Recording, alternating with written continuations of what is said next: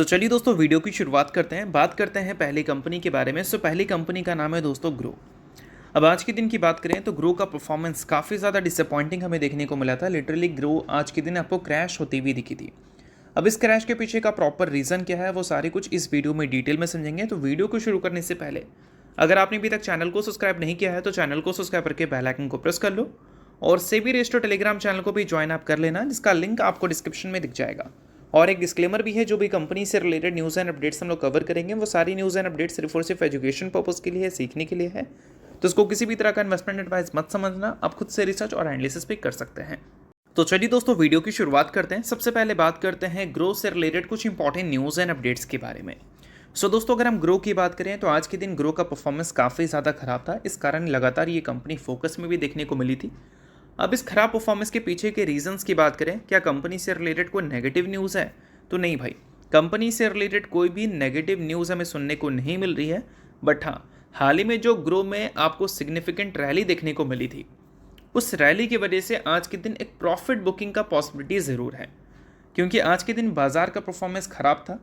Recent में जिस company में आपको तेज़ी देखने को मिली थी उस कंपनी में आज के दिन प्रॉफिट बुकिंग देखने को मिली है। मैक्सिमम कंपनी में देखने को मिली है, जिसमें आपको ग्रो भी देखने को मिल रहा है। अब इन्वेस्टर जो है वो थोड़े से कॉशियस हैं कंपनी के वैल्यूएशंस को लेकर और कंपनी के अर्निंग्स को लेकर। देखो, जब मार्केट का सेंटिमेंट खराब होता है तो कैपिटल मार्केट से जुड़ी जितनी भी कंपनीज हैं उसके अर्निंग्स अच्छे नहीं चलते हैं। अगर हम बात करें ग्रो की, एंजल वन की, बीएससी की, सीडीएसएल की, एनएसडीएल की, ये सारी कंपनी मार्केट से जुड़ी हुई है। अब बीएससी को छोड़ दें और बाकी कंपनीज को देखें, चाहे ब्रोकर हो या डिपॉजिटरी, सभी के अर्निंग्स हमें काफ़ी ज़्यादा डिसअपॉइंटिंग देखने को मिले हैं, क्योंकि कैपिटल मार्केट में जो टर्नओवर है, जो वॉल्यूम्स हैं, वो पहले ही जैसे ग्रो करते हुए नज़र आ नहीं रहे हैं। इस वजह से इन सारी कंपनीज़ के जो अर्निंग्स हैं वो भी उस पेस पे ग्रो नहीं कर रही हैं। तो इन्वेस्टर्स के अंदर एक डर है कि कंपनी पिछले एक साल में जो एक अच्छी ग्रोथ दिखाई है अपने रेवेन्यू में एंड अपने प्रॉफिट में, वो हो सकता है कि आगे चलकर मेंटेन ना कर पाए। और इसी वजह से वैल्यूएशन कंसर्न को देखते हुए आज के दिन ग्रो में एक प्रॉफिट बुकिंग हमें देखने को मिली है। बाकी अगर कंपनी से रिलेटेड कोई न्यूज़ होगी तो वो मैं आपको टेलीग्राम में अपडेट कर दूंगा। अब दोस्तों वीडियो में आगे बढ़ने से पहले बात कर लेते हैं सेबी रजिस्टर्ड टेलीग्राम चैनल के बारे में। यहाँ पर कई सारी चीज़ें आपके लिए काफ़ी ज़्यादा यूज़फुल रहती है। तो अगर आपने अभी तक चैनल को ज्वाइन नहीं किया है तो वेट मत करो, अब फटाफट जाकर चैनल को ज्वाइन कर लो, लिंक आपको डिस्क्रिप्शन में दिख जाएगा। ज्वाइन करने का सबसे बड़ा बेनिफिट ये है कि मार्केट खुलने से पहले मार्केट से रिलेटेड क्या ऐसी इंपॉर्टेंट न्यूज़ है, यानी कि प्री मार्केट न्यूज़, वो सारी चीज़ें आपको यहाँ पर अपडेटेड देखने को मिल जाती है, जिसको आप चेकआउट कर ये आइडिया लगा सकते हैं कि मार्केट का बिहेवियर कैसा रह सकता है। और इसके अलावा दोस्तों मल्टीपल कंपनीज़ में रिसेंट टाइम में मार्केट वॉलेटिलिटी की वजह से काफ़ी भयंकर फॉल देखने को मिला है। तो उन सारी कंपनी के टेक्निकल्स को भी प्रॉपर एनालिसिस कर यहाँ पर अपडेट किया गया है, जिसको भी आप चाहो तो चेकआउट कर सकते हो बिल्कुल फ्री में। तो लिंक डिस्क्रिप्शन में है चैनल का, लिंक के थ्रू जाकर चैनल को बिल्कुल आप फ्री में ज्वाइन कर लो। तो चलिए दोस्तों बात करते हैं अगली कंपनी के बारे में। अगली कंपनी का नाम है हिंदुस्तान एरोनॉटिक्स लिमिटेड, यानी कि एचएएल। आज के दिन एचएएल का जो परफॉर्मेंस है वो ज़रूर हमें ख़राब देखने को मिला था, बट एचएएल से रिलेटेड जो न्यूज़ है वो काफ़ी अच्छी हमें सुनने को मिल रही थी।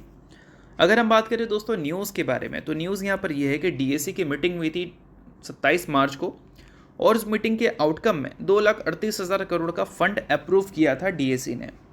अब ये जो फंड अप्रूव किया था इसके मेन रीजंस क्या हैं, तो चलो उसको समझाता हूँ।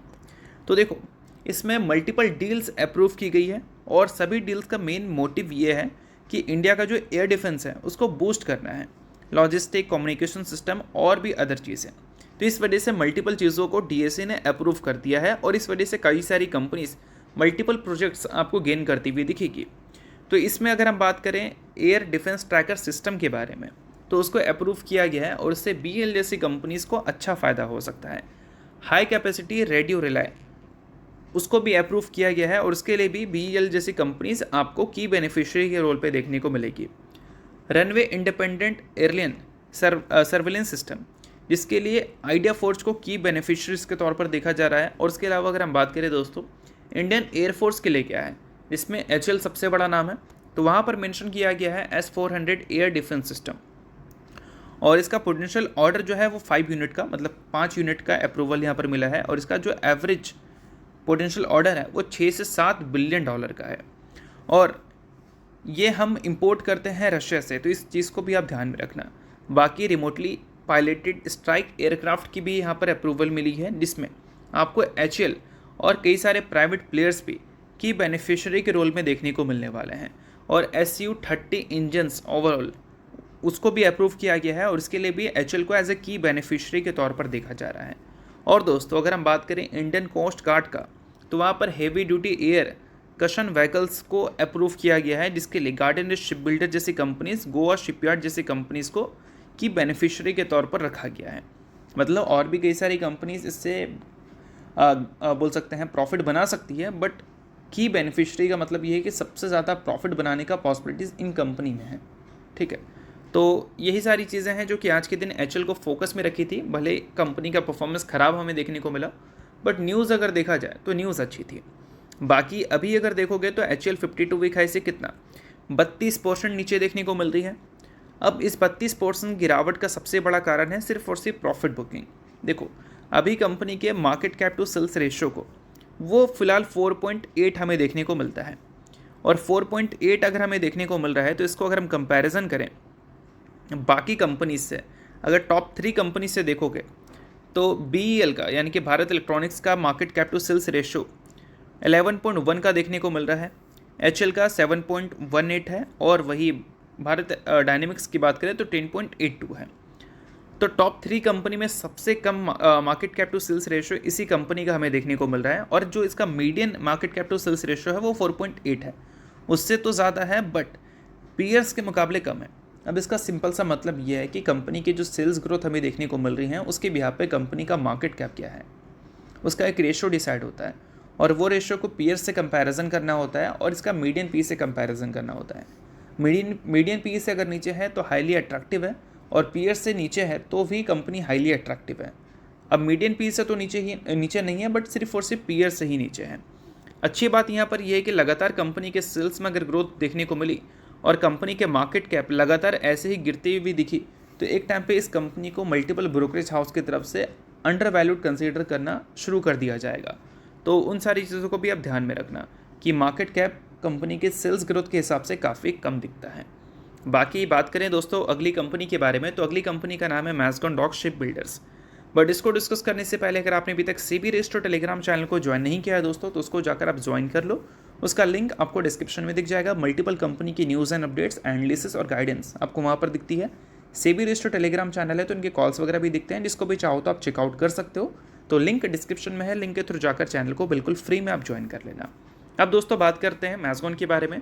तो आज के दिन जितनी भी डिफेंस कंपनी है वो सारी डिफेंस कंपनी फोकस में थी, मैज़गॉन भी फोकस में थी, बट मैज़गॉन से रिलेटेड इस बार DSC की तरफ से कुछ न्यूज़ हमें सुनने को मिला नहीं। अगर हम बात करें एयरफोर्स के बारे में तो वहाँ पर तो मैज़गॉन काम नहीं करती है, कोस्ट गार्ड में काम करती है, और वहाँ पर जो अप्रूवल्स मिली हैं उसके लिए की बेनिफिशियरी गार्डन शिप बिल्डर्स को रखा गया है, और गोवा शिपयार्ड का रखा गया है, ना कि मैज़गॉन डॉक का। इन्हीं सारी चीज़ों की वजह से आज के दिन मैज़गॉन का जो परफॉर्मेंस है वो थोड़ा ज़्यादा ख़राब देखने को मिला है HL के कंपैरिजन में। बाकी अगर हम इसके ऑर्डर बुक की बात करें तो 2026 के फाइनेंशियल ईयर के Q3 के एंड तक कंपनी का ऑर्डर बुक जो था वो 23,000 करोड़ के आसपास था। अभी 99,000 करोड़ का जो ऑर्डर कंपनी को मिला है, उसके बाद एक्सपेक्टेड है कि 2026 का फाइनेंशियल ईयर का जब एंड होगा तो कंपनी का order book easily 1 lakh crore के ऊपर जाना चाहिए, 1,20,000 करोड़ के ऊपर जाना चाहिए। और अगले फाइनेंशियल ईयर के स्टार्टिंग में अगर कंपनी को P-75 सबमरीन्स के कॉन्ट्रैक्ट्स मिल जाते हैं तो फिर कंपनी के ऑर्डर बुक का वैल्यू 2 लाख करोड़ से भी ऊपर जाएगा, जो कि ईजिली 3 से 5 साल तक का रेवेन्यू पोटेंशियल रखेगा। तो ये सारी चीज़ों पे आप ध्यान देना अगर आप मैज़गॉन के इन्वेस्टर हैं तो। बाकी दोस्तों बात करें अगली कंपनी के बारे में, तो अगली कंपनी का नाम है एनलॉन हेल्थ केयर, जिसने हाल ही में दोस्तों बोनस और स्प्लिट की न्यूज़ दी थी। स्प्लिट की बात करें तो 1:5 के रेशो में इन्होंने स्प्लिट दिया था, और बोनस की बात करें तो 1:1 के रेशो में बोनस अप्रूव की थी, जिसमें कंपनी ने 1 शेयर के बदले अपने इन्वेस्टर्स को 1 इक्विटी शेयर देने का फैसला किया था। जिसके पास 10 है उसको 10 एक्स्ट्रा मिलेगा, जिसके पास 25 है तो उसको 25 एक्स्ट्रा मिलेगा। सो अगर आप इस कंपनी के शेयर होल्डर हैं तो इस न्यूज़ को आप नोट कर सकते हैं। शेयर होल्डर नहीं आप इग्नोर कर सकते हैं, न्यूज़ थी इस वजह से मैंने बता दिया। बाकी ये किसी भी तरह का रिकमेंडेशन नहीं है। तो होप करता हूँ दोस्तों ये वीडियो आपको अच्छा लगेगा, और लाइक कीजिए, पहली बार सब्सक्राइब कीजिए। वीडियो के लिए बहुत बहुत शुक्रिया।